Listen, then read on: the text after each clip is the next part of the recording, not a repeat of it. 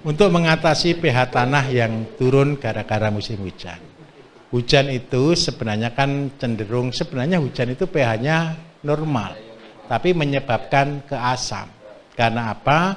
Karena ketika hujan turun, dia berkontaminasi dengan zat-zat kimia yang ada di dalam tanah yang asam. Akhirnya dia jadi asam. Di alam ini Bapak Ibu, kalau ada nyebutnya kan gini, positif, negatif, netral. Ada proton, elektron, dan neutron. Nah, positif, negatif, dan netral. Ini berapa persen? Ini 30, ini 30, ini 40. Ini rumusnya. Ketika tanah kita rusak, kedatangan yang netral, yang bagus sebenarnya, maka ini akan bekerja sama. Sehingga air hujan membuat tanah menjadi asam.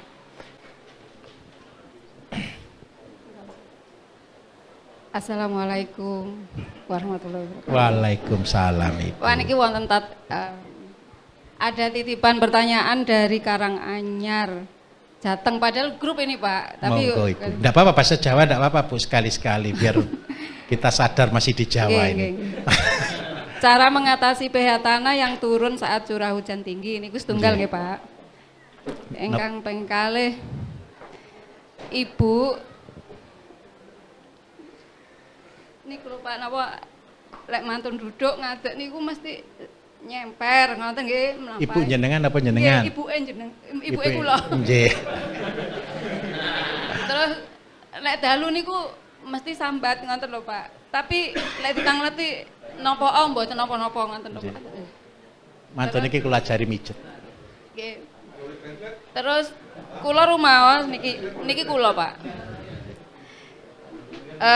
Rumaos kok mboten eco nggih, napa kurang gemuk, napa kurang anu, padahal maem nggih cukup nggih.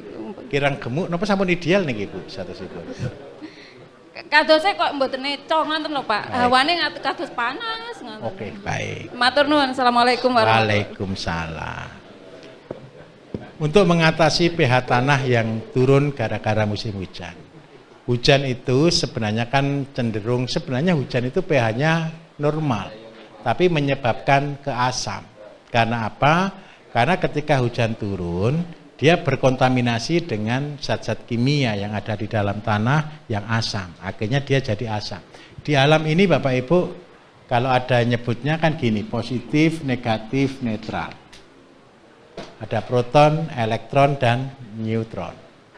Nah, positif, negatif, dan netral. Ini berapa persen? Ini 30, ini 30, ini 40. Ini rumusnya. Ketika tanah kita rusak, kedatangan yang netral, yang bagus sebenarnya, maka ini akan bekerja sama. Sehingga air hujan membuat tanah menjadi asam. Gara-gara elektron dan neutron bergabung. Ini kalau di manusia, di konsep pengobatan manusia, kan begini, bakteri positif, bakteri negatif, dan bakteri netral. Nomor 1 untuk jawaban Ibu. Nomor 1, Ibu harus bahagia. Jangan takut, jangan khawatir. Ibu pernah khawatir? Sering. Nah, kenapa Ibu bisa khawatir? Banyak hal, begitu. Oke, sekarang saya tunjukkan. Ibu harus melakukan namanya penenangan diri. Penenangan diri itu bukan hanya kalau seandainya sholat, bukan hanya sholatnya. Kita nyebutnya adalah menguasai pikiran. Menguasai pikiran kalau bahasa lainnya namanya pasrah. Kalau kata pasrah itu artinya begini. Ketika orang takut, ketika orang khawatir, maka negatif dan netral akan bergabung. Yang terjadi adalah penurunan. Penurunan ini apa? Penurunan semua organ. Sama dengan kerjanya tanah. Terus bagaimana caranya supaya positif dan netral bergabung? Hanya satu. Yang percaya, yang lakukan adalah bahagia. Kenapa saya katakan pasrah? Ini saya kasih testimoni Bapak Ibu. Ini ada Pak Bambang ini. Ketika saya ketemu pasien yang penyakitnya tanda kutip sudah tidak ada harapan. Sudah. Ditolak rumah sakit. Hukumnya pasti mati. Ketika saya ketemu dengan pasien begitu, saya selalu tertawa. Saya ajak dia untuk bahagia. Saya bilang ke dia, sudah siap mati atau belum? Benar, sudah siap mati atau belum? Seandainya besok bapak atau ibu mati, sudah siap atau belum? Loh belum Pak. Terus sekarang begini, gimana rasanya? Sakit enak atau tidak? Tidak enak. Ayo sekarang mumpung masih diberi waktu tambahan. Yang pertama, mulai hari ini ibu lakukan, saya kasih resep pasti. Saya kasih resep, saya kasih rebusan, terus cerita ke anak-anaknya, ke cucunya, ketemu semua orang. Cerita, kalau sakit itu tidak enak.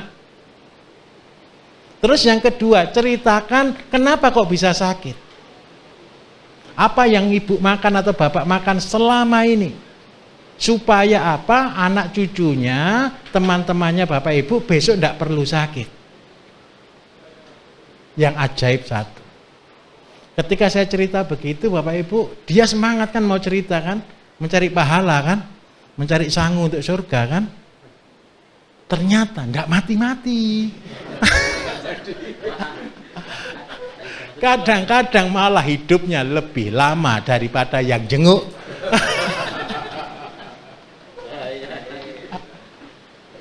Ini serius. Ini ada satu keluarga bapak ibu. Setelah talk show itu sampai jam 11 malam dia maksa sekali saya harus ketemu dengan ibunya di rumah yang lumpuh. Yang rawat bapaknya. Setelah saya ketemu ibunya juga sama bahasanya. Ayo bersemangat untuk hidup. Caranya gimana? Orang lumpuh, orang stroke karena lumpuh itu tidak enak. Ayo minum jamunya, buat rebusannya, ceritakan ke orang tuanya, semua siapapun anak yang ada di situ ceritai. Jangan sampai sakit. Ibunya, bapak ibu akhirnya sembuh dari stroke-nya, bapaknya yang rawat, yang berangkat duluan. Artinya apa? Ketika kita serius, Bu, saya minta tolong, jangan takut. Nanti konsultasi dengan saya. Ibu terlalu takut. Loh, jangan takut mati, semua orang pasti mati, Bu. Jangan ditinggal gitu ya. Ayo begini, ayo kita berpikiran positif. Ketika ibu takut, pencernaan ibu tidak baik.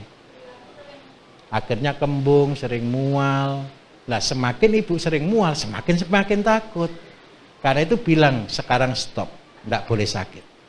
Apa yang harus pikirkan? Pikirkan yang bahagia. Mumpung ibu ada waktu, orang takut itu defensif. Orang takut itu menutup diri. Sekarang ayo dirubah, saya tidak mau takut. Saya akan ngajari anak-anak saya. Ayo bahagia, ayo semangat, ayo gitu. Ibu harus berjuang untuk diri ibu sendiri bagaimana caranya ibu sehat. Ketika ibu sehat ketemu dengan titik bahagia. Saya tunjukkan kebahagiaan yang paling membuat kita bahagia. Contoh, Bu. Ketika ibu melihat anak-anak ibu berhasil, ibu bahagia enggak? Ketika ibu melihat suami ibu berbahagia, ibu bahagia enggak? Oh sudah tidak ada, sendiri berarti ya sekarang ya. Anaknya berapa? Anaknya 2, usia berapa? Sudah kerja semua. Oh ibu sudah luar biasa. Anaknya sudah kerja semua, kan sudah berhasil membawa anak dari kecil sampai kerja. Sekarang ibu bahagiakan dengan membahagiakan anak cucunya.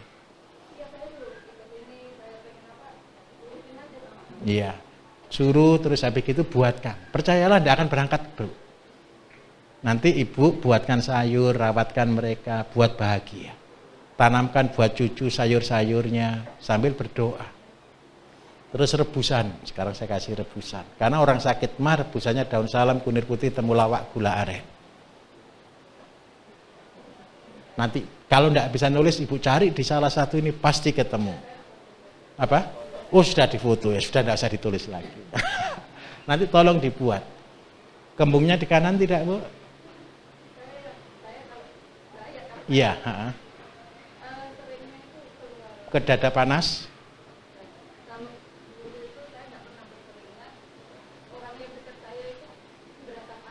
Oke, baik. Oke. Buatkan rebusan saja. Daun sukun, kunir putih, temulawak, gula aren. Itu sudah lebih dari cukup. Terus yang kedua, yang paling penting tadi untuk bermeditasi. Meditasi itu adalah banyak orang berkata, apa sih meditasi? Kalau pernah kita khawatir, berarti kita pernah bermeditasi, bisa bermeditasi. Bermeditasi itu ketika kita diserang yang negatif, kita mengubah menjadi yang positif. Jadi ketika ibu takut mati, sekarang dibalik, saya mau bahagia. Oke, nanti begini, sebelum ibunya meninggal, nanti minta tolong buat bahagia ibunya. Nanti saya akan ajari pijat. Di BSM Bapak Ibu, kalau ada yang mau belajar pijat, boleh menghubungi Bapak Potro ya. Kemarin yang dari perjalanan jauh belum dipijat ini kelihatannya ini. Belum ada ya, belum ada waktunya. Gimana? Pak Potro. Yang jemput Bapak kemarin. Nanti saya akan ajari cara terapinya. Untuk ibunya, ibu kalau mau minum seledri kenikir. Karena perempuan, semua orang perempuan yang pernah melahirkan, rata-rata punya penyakit osteoporosis. Kenapa kok terjadi osteoporosis? Karena pada waktu hamil, tulangnya diambil sama anaknya.